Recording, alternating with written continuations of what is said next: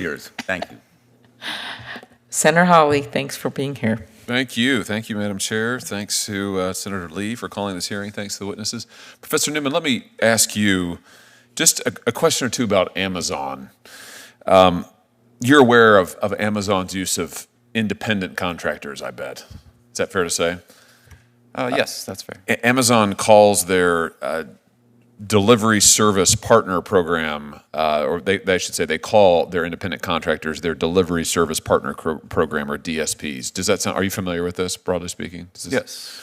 So these, as I understand it, this delivery service program employs about 300,000 people, and according to Amazon, none of these 300,000 people, their delivery service partner, so-called, actually work for Amazon, which is convenient because in reality, Amazon exercises enormous control over these delivery service partners. They control their contracts. They control every aspect of their business. They tell these partners, these independent contractors, which vendors to use, which routes to follow, you name it. They even monitor the performance of individual drivers. And in some cases, Amazon, unilaterally fire the driver. So my question is, does that really sound like, and your understanding of the law, does that really sound like a classic independent contractor? If the parent company is exercising that degree of control over the vendors, over the individual drivers, does that sound like a truly independent relationship to you? Well, not being a labor law expert, I'll give you my antitrust opinion. That Good. does not sound like a traditional relationship. No. Yeah, it doesn't sound like it to me either, but it does sound convenient for Amazon in a couple of respects. I mean, first, it means that if these are all independent contractors, they don't, legally speaking, they don't work for Amazon, then that means that they can't organize for work and working conditions and better wages. Is that right? I think that's right. Yeah.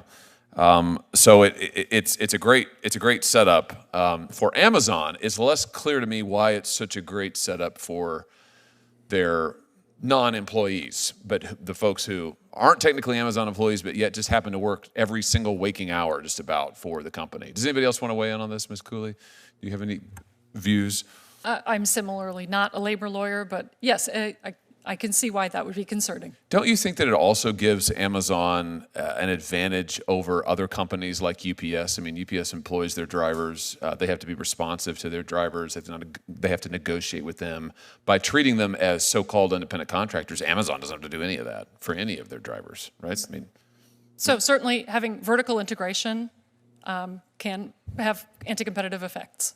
Let me ask you, while I've got you all here, just on a different subject, just on the subject of healthcare for a second, and pharmacy benefit managers, and speaking about vertical integration. Why is it that insurance companies, why should health insurance companies be able to buy up the PBMs and also buy up the pharmacies, so that the PBM, as I understand it, is supposed to negotiate with the insurer and with the pharmaceutical companies in order to get better prices. But if the insurance company owns the PBM and they own the pharmacies, and in some cases they own the doctor's practices, I mean, who's really benefiting? Is that a good thing for patients? Do any of you think? I mean, is that degree of vertical integration, is that a positive thing? No, it's definitely not. I mean, I welcome the recent investigation litigation against PBMs. We need more such investigations about their misconduct. I don't think that the price negotiations are even genuine. You think about all of the people that are uninsured and the price that they're supposed to pay, and then the price that is quote unquote negotiated is basically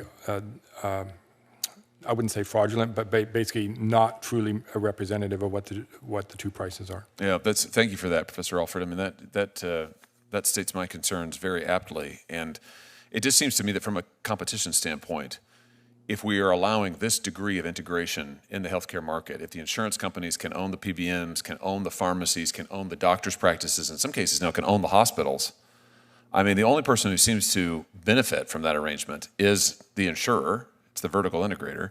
The people who really seem to lose out are the patients, who no longer have any meaningful choice anywhere. There are no cost savings passed on to them because one entity owns all of it, owns the entire chain. And I think we're seeing more and more of that in American healthcare. And this is why, as recent reports have indicated, not only is healthcare more expensive than ever in this country, year on year, health insurance, I mean, it's just totally unaffordable, but access to care is actually declining. So the services provided are getting worse. And you can talk to doctors, you can talk to independent pharmacists, they hate it and they feel squeezed. And it seems to me the only people who are really doing great in this are the big-time insurance companies and the PBMs that they own. I mean, you want to add something, Professor It Grant? is useful that there's been recent legislation that has basically removed the insurance immunity from antitrust laws. And so now, all of a sudden, we're seeing the repercussions of that, and we should see more investigations against insurance companies, including health insurance. Yeah, that's terrific. And I'd like to go further. I've introduced bipartisan legislation with Senator Warren that would prevent this sort of vertical integration by insurers, PBMs, pharmacies.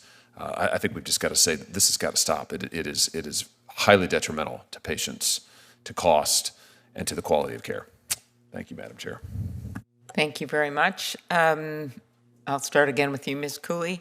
In 2021, a bipartisan coalition of 32 state attorneys general sent a letter to Congress recognizing a lack of competition in important sectors like tech and supporting our work to modernize our antitrust laws. That's when I spoke in my opening about rejuvenating our antitrust laws. You have to kind of make some changes with the time when court cases make it